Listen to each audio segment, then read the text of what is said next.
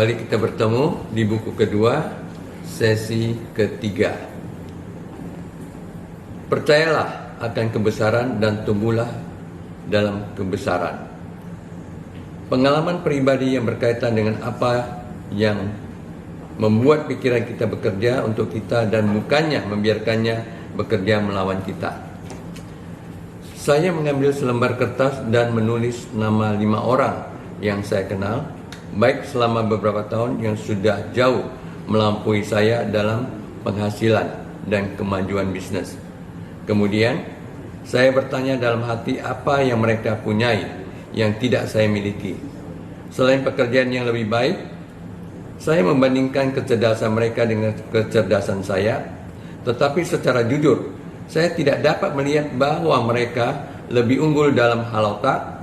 Secara jujur, saya juga tidak dapat mengatakan mereka berpendidikan lebih baik daripada saya atau mempunyai integritas atau kebiasaan pribadi yang lebih unggul.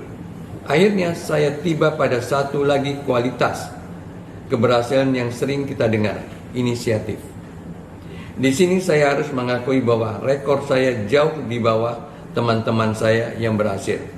Untuk pertama kali saya melihat titik lemah saya menemukan bahwa saya memang suka menahan diri. Saya menggali ke dalam diri saya semakin dalam dan lebih dalam lagi, dan menemukan alasan mengapa saya kurang memiliki inisiatif adalah karena saya tidak percaya bahwa diri saya sangat berharga. Saya duduk di sana sepanjang malam meninjau kembali bagaimana kekurangan kepercayaan akan diri sendiri telah mendominasi saya selama ini. Bagaimana saya menggunakan pikiran saya bekerja melawan diri saya sendiri. Saya mendapatkan diri saya mengkorbati diri sendiri. Mengapa saya tidak dapat maju, bukannya mengapa saya dapat maju. Saya melihat rentetan sikap menurunkan nilai diri sendiri. Ini tampak dalam semua yang saya kerjakan. Kemudian kesadaran saya timbul bahwa tak seorang pun akan percaya kepada saya sebelum saya percaya kepada diri saya sendiri. Sejak saat itu saya memutuskan saya tidak mau lagi merasa sebagai orang kelas 2. Sejak sekarang dan seterusnya saya tidak akan meremehkan diri sendiri. Jelaslah, dengan percaya kepada diri sendiri, maka segala hal yang baik pasti mulai terjadi. Otak Anda adalah pabrik pikiran. Pabrik yang juga sibuk menghasilkan pikiran yang tak tertuang, tak terhitung setiap jam. Produksi di dalam pabrik pikiran Anda berada di bawah pengawasan 2 mandor. Salah satunya kita sebut saja Tuan Kemenangan, dan yang satu lagi Tuan Kekalahan. Tuan Kemenangan bertanggung jawab untuk menghasilkan pikiran-pikiran yang positif. Ia berspesialisasi menghasilkan alasan-alasan mengapa Anda dapat, mengapa Anda cakap, dan mengapa Anda akan berhasil. Mandor yang satunya lagi, Tuan Kekalahan, menghasilkan pikiran negatif yang menurunkan nilai diri.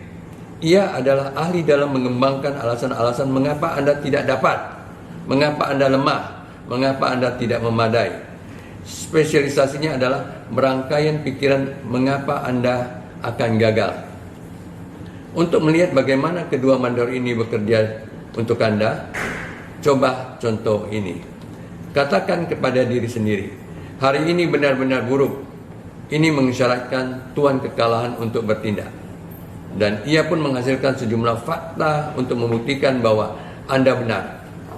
Ia menyatakan bahwa hari ini terlalu panas atau terlalu dingin. Bisnis akan buruk hari ini. Penjualan akan turun. Orang lain akan gelisah. Anda mungkin jatuh sakit. Tuan Kekalahan benar-benar efisien. Dalam beberapa saat saja, ia sudah membuktikan bahwa hari ini benar-benar buruk, dan sebelum Anda menyadari ini, benar-benar menjadi hari yang buruk sekali. Sampai jumpa di sesi selanjutnya, tentu menyambung cerita yang ada di buku ini.